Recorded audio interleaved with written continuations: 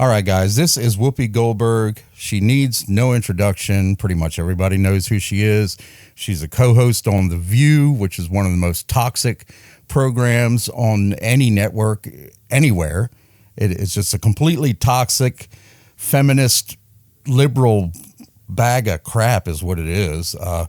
Anyway, what we're going to talk about today is the fact that Whoopi Goldberg is so out of touch with reality.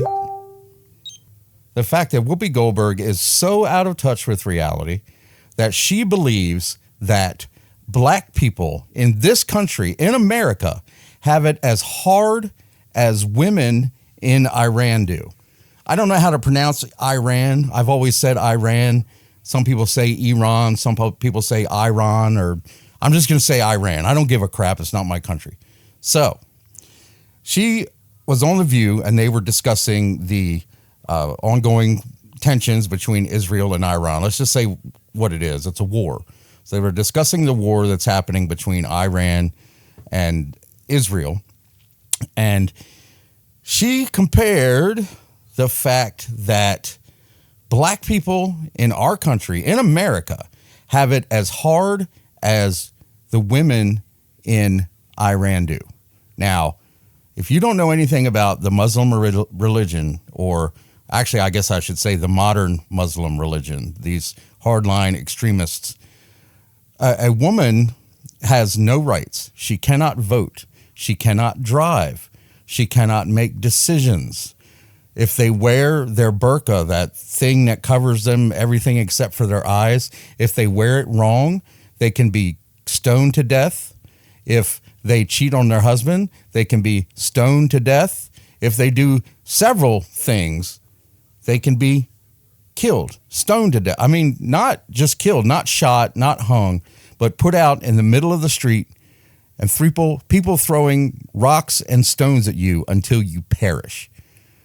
Imagine how horrifying that would be for somebody. So let's take you back now. Whoopi Goldberg says that black people in America have it as hard as Iranian, whatever you want to say, women, okay? So let's take a look at the clip, and then we'll come back. Live in the United States in 2025 than it is to live in Iran. Not if you're black. Not for everybody. Not if you're black. Guys, don't go to Tehran. Do not anyone at this table should go to Tehran. Let me tell you about being in this country. This is the greatest country in the world. But, yeah, I know that. And we all know that. But every day, we are worried. Do we have to be worried about our kids? Are our kids going to get shot because they're running through somebody's neighborhood? They are not big deals, and I don't mean to say they're not big deals to you, because that's not women, what I meant. And they are not doing well there either. They are not doing well in Iran. They are not educated. They cannot have property. They cannot leave them. I'm talking about here. Nobody wants to diminish the very real problems we have in this country. That is no one's intent. But I think it's important we remember there are places much darker than this country and people who deserve rights. Not everybody feels that way. Not everybody feels that way. Listen, I'm sorry. You know, when you think about the fact that we got the vote in 1965. Okay, they don't have free and fair elections in Iran. It's not even the same universe.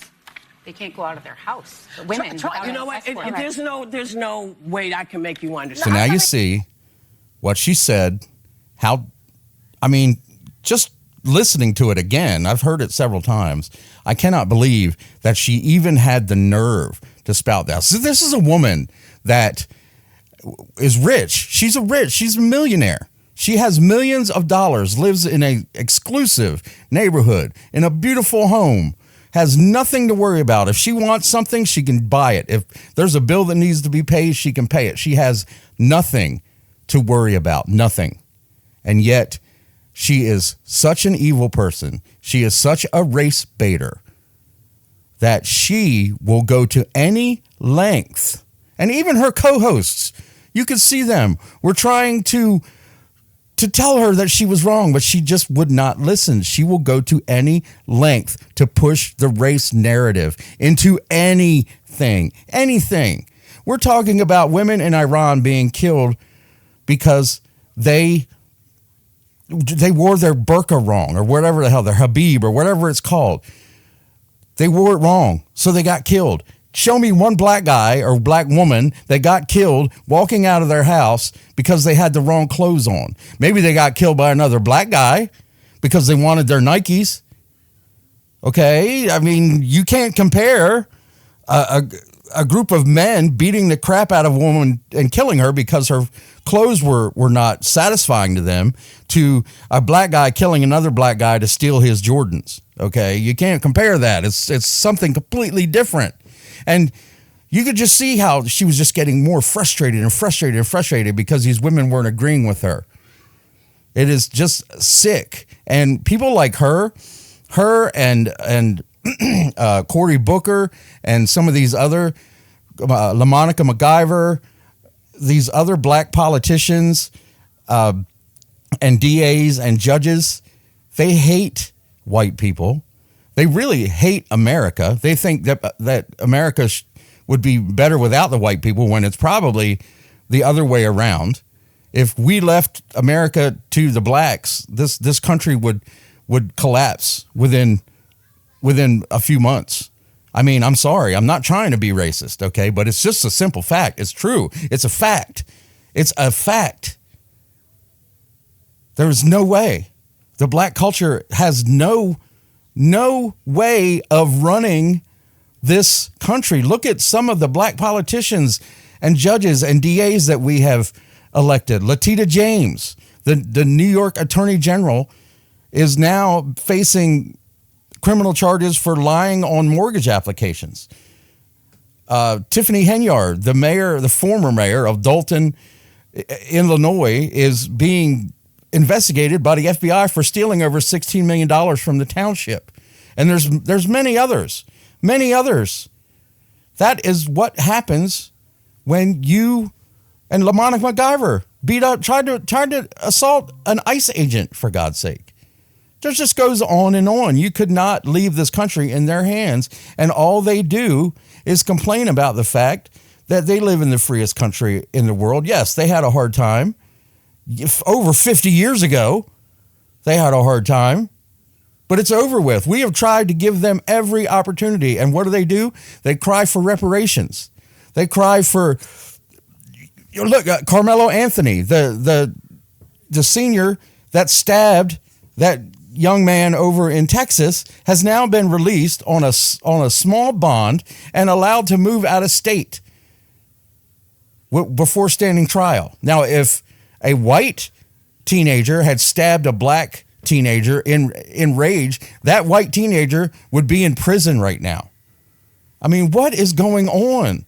Are we going to coddle these people so much that we just allow them to destroy white culture? That's what's going to happen. I mean, just this show, this View show is a piece of trash, should be canceled. It's nothing but feminist, leftist propaganda. But this is just going too far. This is the end. I can't believe that she had the nerve to say that black people are treated like Iranian women. Just, man, read a book. Look it up. It's easy. Ask Google, ask Grok, ask somebody how Iranian women are treated compared to black people. That's all I got for you today, guys. Thanks for watching. And don't forget to like, share, and subscribe. I'll see you on the next one. Bye for now.